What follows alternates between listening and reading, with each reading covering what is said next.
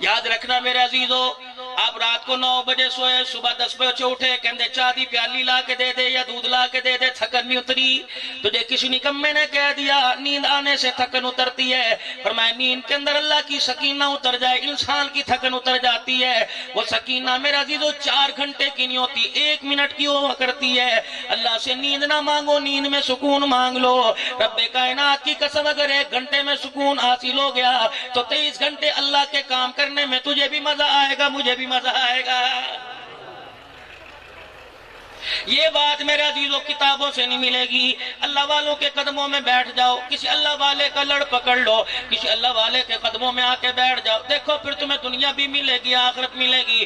اللہ والوں کی پہچان کیا ہے؟ خدا کا قرآن کہتا ہے عباد الرحمن الذین یمشون علی الارض ہونا واذا خاطبهم الجاہلون قالوا سلاما۔ تم نے گلی کے اندر دیکھا بال بکھرے ہوئے، پتہ نہیں اس کا معاملہ اللہ کے ساتھ کیا ہے۔ لوگ کہتے ہیں یار اس کی بد دعا سے بچنا، یہ گالی دے لوگوں کے کام بن جاتے ہیں۔ 1.25 لاکھ صحابہ اکرام میں خدا پاک کی قسم ثابت کر دو کسی صحابی نے گالی دی ہو، بلکہ یوں فرمایا سرکار مدینہ روح و قلب و سینہ جناب محمد عربی صلی اللہ تعالی علیہ وآلہ وسلم نے فرمایا جو ایک آدمی گالی دے دے اگر توبہ نہیں کرتا، اس کے گالی دینے کی وجہ سے اس کی زبان اس کے وجود پر 24 گھنٹے تک خدا کی لعنت برستی رہتی ہے۔ کیا کہتے ہیں گالی سے کام بنتا ہے؟ تباہی پھری ہوئی ہے نا، بیڑا غرق ہوا پڑا ہے۔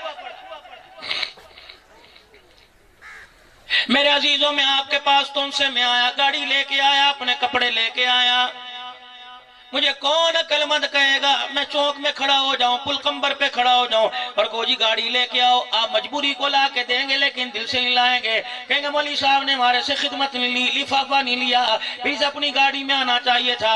اور میرے عزیزو تم دوسروں کے محتاج بنے پڑے ہو، مرنے کے بعد تیری کل خانی کون کرے گا؟ مرنے کے بعد تیرا 3 7واں تیرا 10واں کون کرے گا؟ اس سے بڑا بے وقوف آدمی کون ہوگا؟ قبرستان جا کے دیکھ لو، بڑے بڑے خطبے لگے ہوئے ہیں، یا حیو یا قیوم لکھا ہوا ہے، یا اللہ یا محمد لکھا ہوا ہے، سورہ فلق سورہ ناس آیت الکرسی لکھی ہوئی ہے۔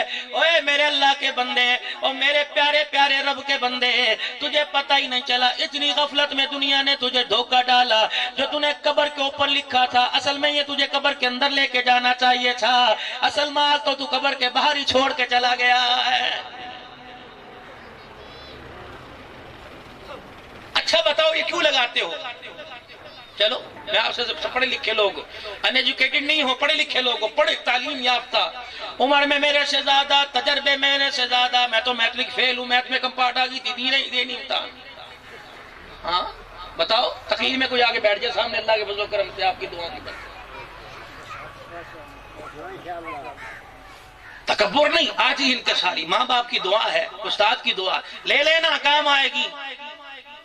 چاروں جیبوں کے اندر پیسہ بھرا، کسی جیب میں ماں باپ کی دعا بھر لیو، رب کائنات کی قسم جب پیسہ کام نہیں آتا ماں باپ کی دعا کام آ جاتی ہے، رکھنا ساتھی سے۔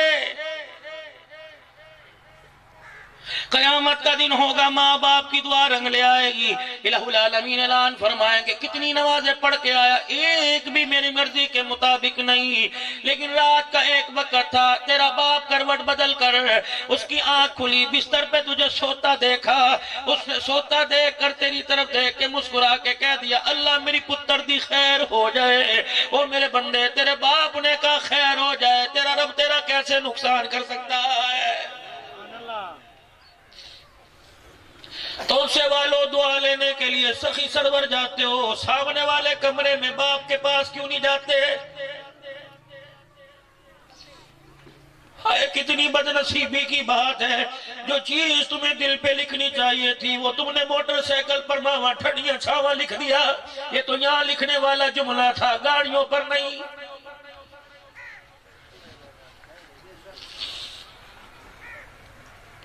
بڑے نکمے ہو گئے، میں تو خود بڑا نکمہ ہوا، یقین جانو سارا دل تھکا ہار کر 2013 سے پہلے گھر جایا کرتے تھے، ماں مسکرا کے دیکھا کرتی تھی، سارا وجود ہی ٹھیک ہو جایا کرتا تھا۔ اب گھر کے اندر خدا کی کوئی ایسی نعمت نہیں جو نظر نہ آتی ہو، لیکن ماں گھر کے اندر نظر نہیں آتی۔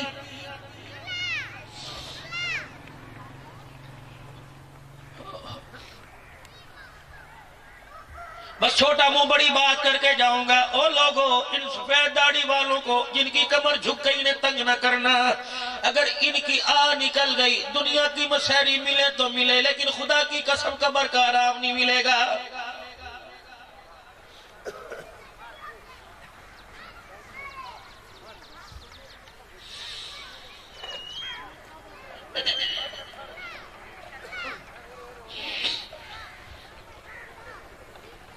خدا کی توحید کے ترانے سنانے کے بعد، نبی کی اطاعت کے بعد، دوسرا حکم ماں باپ کی خدمت کا۔ اور ایک بات اور پلے باندھ لو، اسے میرے عزیزو اپنی سانسوں سے قیمتی سمجھنا، اگر اللہ جل شانہ نے تمہیں بیٹی عطا فرما دی، کبھی ماتھے پہ بل نہ لانا، یقین جانو صدقہ کرنے والے کو نکاح، حج کرنے والے کو نکاح، نماز پڑھنے والے کو نکاح، قربانی کرنے والے کو نکاح، زکوٰۃ دینے والے کو نکاح، ممبر پہ کھڑے ہو کر دو بیٹیوں کے باپ کو کہہ دیا اگر تیرے 3 یا 2 یا 1 بیٹی پیدا ہو جائے، اللہ اکبر، تربیت اچھی کر کے آنا، نام اچھا رکھنا، اچھا رشتہ خاندان دے کر، جہاں تیری بچی کو 2 وقت کی عزت کی روٹی مل سکے، اپنی بچی کی رخصتی کر کے آنا، بے فکر ہو کے مر جانا، میدان معاشر میں دنیا پریشان ہو، میدان معاشر میں میرے حوضے کوثر پر آنا اور آ کے کہنا میری 3 بیٹیاں ہیں، میں تیرا ہاتھ پکڑ کے اللہ کے دربار میں لے جاؤں گا، سب سے پہلے تیری سفارش کر کے میں محمد جنت کی چوکھٹ پار کروا کے آؤں گا۔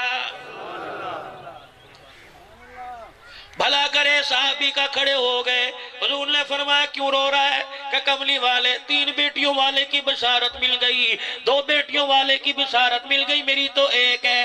دریائے کرم جوش میں آیا، فرمایا تجھے بھی اللہ رحمت سے محروم نہیں کرے گا، 1 بیٹی کی تربیت اچھی کریو، قیامت کے دن ایسے کھڑا ہوگا جیسے شہادت والی انگلی کے ساتھ درمیان والی انگلی ہے۔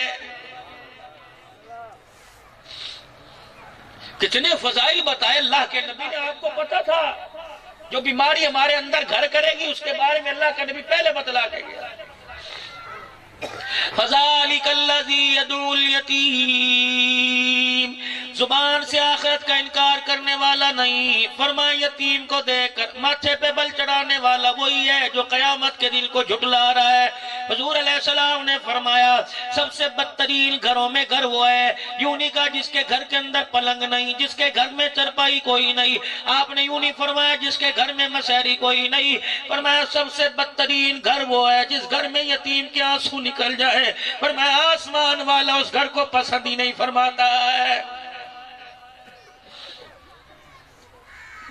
کسی کی یتیم کو بہو بنا کے لے کے آئیو، خدا کے واسطے اسے کبھی جہیز کا تانا نہ دیو، اللہ کے واسطے کبھی روٹی کپڑے مکان کا تانا نہ دیو، کبھی یوں نہ کہیو برات کا تیرے باپ نے اچھا سلوک نہیں کیا، کبھی یوں نہ کہیو شادی کا کھانا نہیں دیا۔ پوچھ اس غریب سے جس نے ساری زندگی بڑھاپے میں بھی اس امید سے ریڑھی لگائی کہ میری بچی عزت کے ساتھ رخصت ہو جائے، کسی کی روٹی جہیز کا تانا دینے سے پہلے غریبوں کے ہاتھوں پہ دیکھ لینا، اگر ان کے ہاتھوں پہ ماس نظر نہ آئے سمجھ لینا بیٹی کو رخصت کرتے کرتے اس کے ہاتھوں کا ماس اجڑ گیا ہے۔